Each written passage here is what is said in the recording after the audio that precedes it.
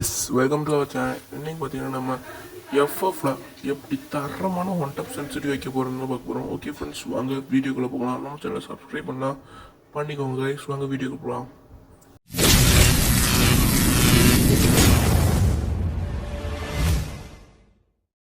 Okay friends, one tap sensitive வைக்கிறதுக்கு முன்னாடி இந்த சென்சிட்டிவ் வச்ச உடனே ஒன் டப் விடுங்க. ஆனால் வந்து எப்போ விழுணும்னா நீங்கள் ப்ராக்டிஸ் பண்ணணுங்க.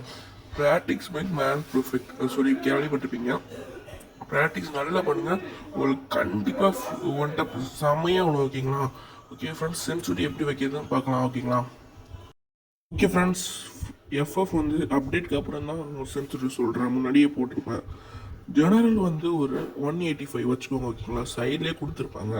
அதுக்கப்புறம் ரெட் டாட்னா என்னன்னு பார்த்தீங்கன்னா, அந்த ரெட் கலர் டாட் தெரியுதுல, அது வந்து ரெட் கார்ட் சோப் போட்டு பார்த்தா அது தெரியும் ஹெட்செட் அடிக்கிறதுக்கு.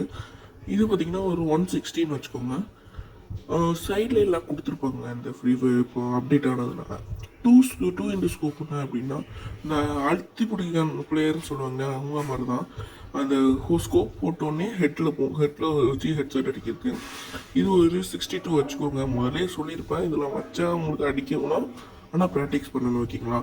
4 இன்டு ஸ்கோப்னா அந்த ஒட்பிக்கர் அந்த மாதிரி கண்ணுக்கெலாம் யூஸ் ஆகுது. இது பார்த்தீங்கன்னா ஒரு 127 வச்சுக்கோங்க.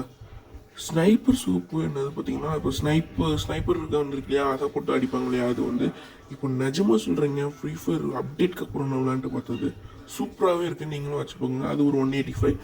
ஃப்ரீ கேமரா பட்டன் தேவையே இல்லைங்க, அது வேஸ்ட் தான். ஒன் டைப்புக்கு இது வந்து வேண்டாம். இது ஒரு 0 வச்சுக்கோங்க. ஓகேங்களா? அவ்வளோதான். இந்த வீடியோ உங்களுக்கு பிடிச்சிருக்குன்னு நினைக்கிறேன். பிடிச்சிருந்தா லைக் பண்ணுங்கள், ஷேர் பண்ணுங்கள், சப்ஸ்கிரைப் பண்ணுங்கள். ஓகே ஃப்ரெண்ட்ஸ், பாய்.